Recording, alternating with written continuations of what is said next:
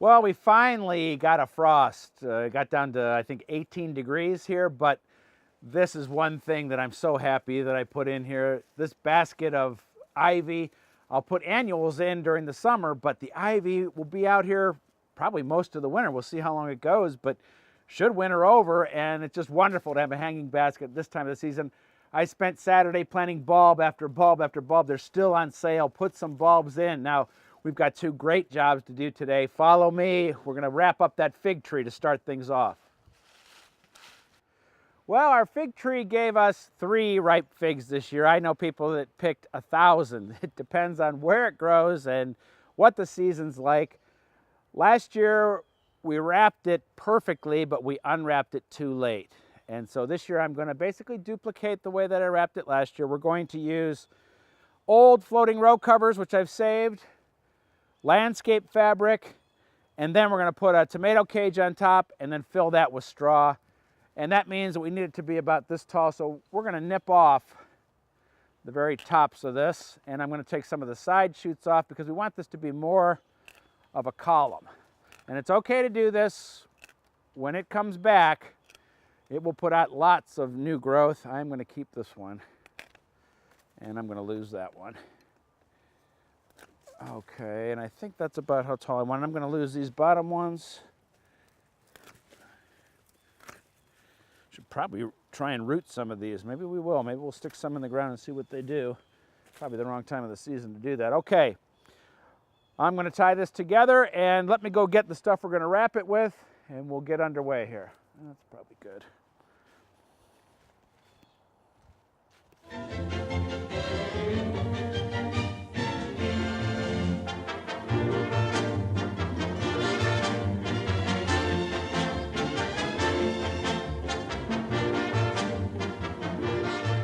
All right, that looks great, huh? Hopefully that's enough insulation in there to keep this fig tree happy for the winter. I've left a little bit open here. Just there has to be air circulation through here, and I think that'll be okay, but we'll see in the spring.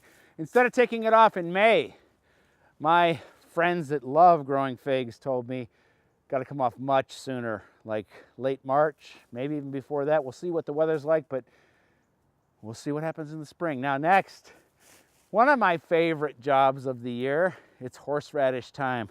I hope you like horseradish because if you grow it, you'll never get rid of it. So why do we have horseradish in a perennial bed?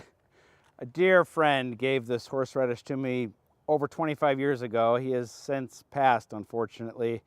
And when I moved to this garden about 20 years ago, I just stuck a little bit in here because I wanted to bring it from my old garden just to hold the spot until I found the permanent place for it in the vegetable garden, which we're going to go to next to dig out.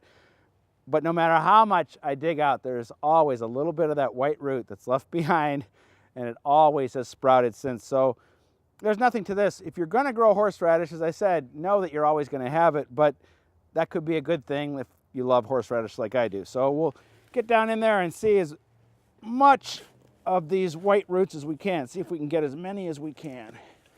And you can see how deep those roots are. And I'll tell you, next spring, this will be back to sprouting. Okay.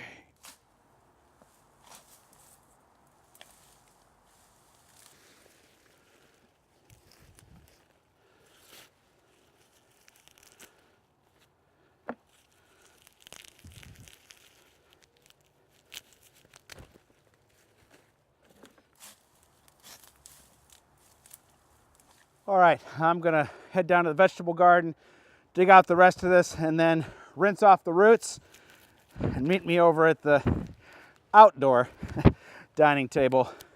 We're gonna grind some horseradish, and it's important to do it outside.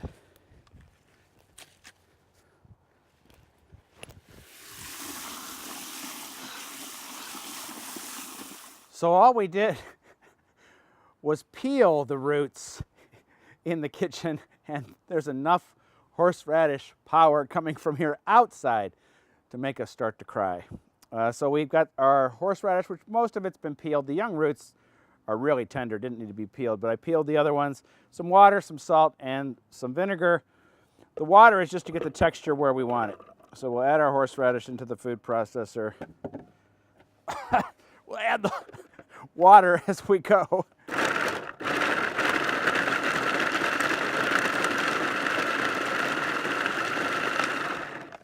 A little bit of water will help. So now you see why we don't do it on the inside. As this works, it's going to get stronger and stronger. And I have a trick at the end to make it as hot as possible.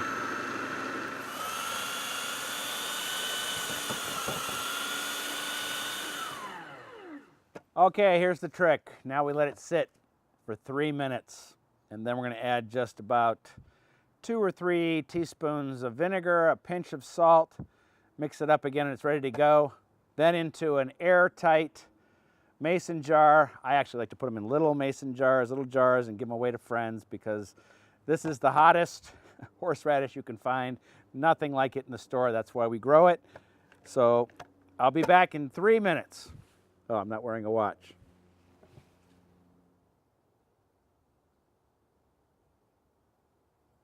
Okay, by now the squirrels are all gone because you can smell this everywhere. We are going to add just a little bit of vinegar and not all of this. Just a couple teaspoons. That's about right. A couple pinches of salt. And I wonder, how do you use your horseradish besides making a cocktail sauce? Love to hear. All right, I'm going to put this into jars and then we're going to finish up. Whoa.